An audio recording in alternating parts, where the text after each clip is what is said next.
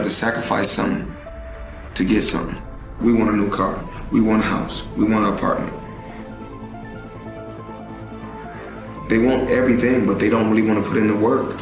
And I got to where I got to by putting in the work. Sacrificing a lot of things.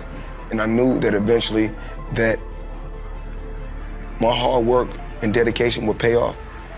And I will be at the pinnacle. And no one would stop me from getting to where I was trying to get to. No one could stop me.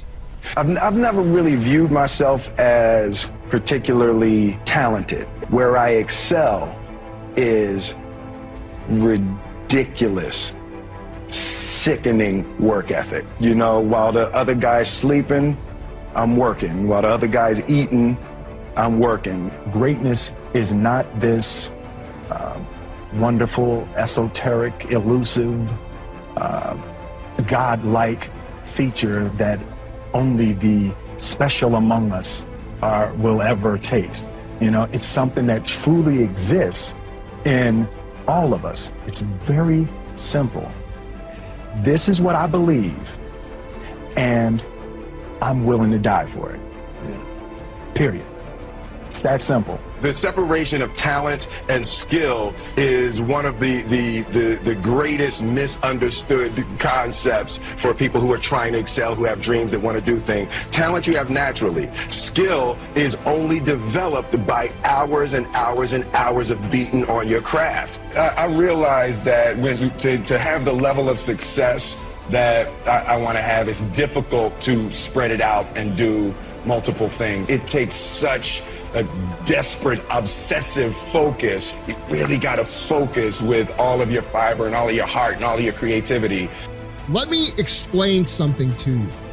When you go out and try to do anything outside the norm, and I'm talking anything outside the norm, you are going to be faced with negativity. You are going to have people misunderstand you. And because they misunderstand you and because you are doing something that they don't do, whether they agree with what you do or not is irrelevant. They're just not familiar with it, okay? And what do people do when they don't understand things? They usually attack them.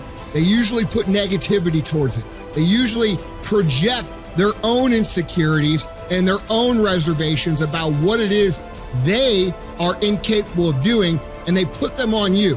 And so when you start out in business, or you start out on a weight loss journey, or you start out to be a better person, you are going to face negativity. And I don't give what any of these frou-frou, fluffy gurus out there tell you, okay? Everybody likes to pretend this is an ideal place. They like to think that everything's really gonna be nice, and it's gonna be easy, and it's gonna be this.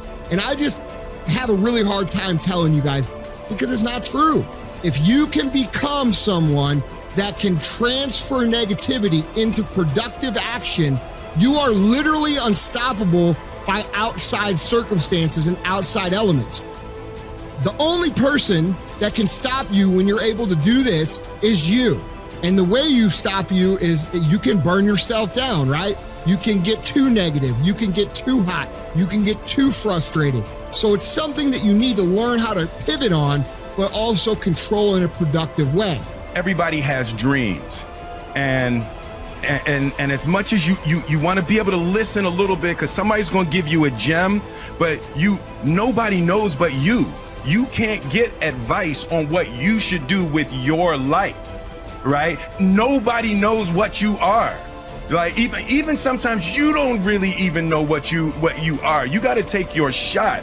And it's like, as much as you want people to agree and you want the people around you to be supporting your dreams and all, it's not going to be like that all the time. You got to do it alone, and people will help you. And when you get the ball rolling, people will jump on. But if you don't believe, nobody else is going to believe. People come along because your belief is so insane.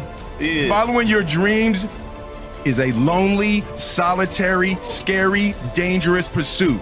You can't wait for somebody to think you can do it. Mm-hmm. And it's like, because they don't think you can do nothing they can't do. Exactly, bingo. Right? You know what I mean? It's like, it's a lonely, scary, dangerous pursuit, and you got to be willing to risk everything to become that seed of what you believe is in there. You got to be fearless. You got to be relentless.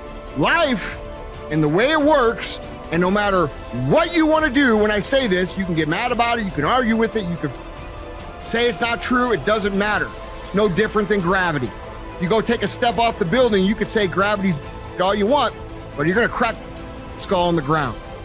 And if you think that life doesn't work in a very simple equation, which is what you put in, you will get out. You are gonna fucking lose. You know why the results are never there? Because you can think about it, you can wish for it, you can hope for it, you can think all about it all as long as you want. But unless you get out every single day and put in the work inch by inch, you will never get there. I'm not the smartest guy on the fucking earth, not even close. But I figured out one thing, that when you follow the plan as it's supposed to, and you work to build the skills that it takes to actually adhere to the plan, meaning your discipline, your fortitude, your ability to endure, okay? Your grit, your determination, your self-esteem, your self-worth, your confidence that you can achieve what it is you want to achieve. These are all fucking skill sets. When you learn to develop these skills, even if you don't have the talent, I don't have any talent. You guys all think I have talent because I've been doing for a long time. I do not have any talent. I grew up just like you. But what I learned was when I develop these skills and when I invest in these skills and I continuously sharpen these skills, the ones I'm talking about, I can achieve great things. And if I can achieve great things, and I'm a regular dude who grew up on a fucking gravel road, who's a fat little kid that everybody made fun of, I'm pretty sure you can too. That which you do not hate, you will eventually tolerate. And I think that identifies most people's lives. In other words, average becomes sort of like this slow asphyxiation. It's almost like an anesthetic.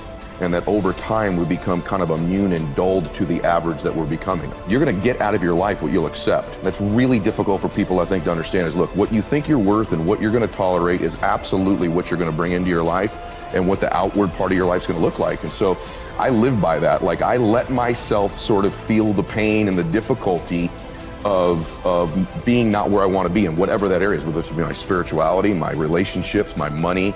I let myself feel that pain because, as you know, there's two motivators, right? There's the gaining of pleasure, right? Wanting to go get something, chasing the dream, but then there's the avoidance of pain.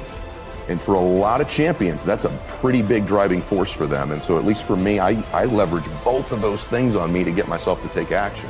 So that's what that means to me.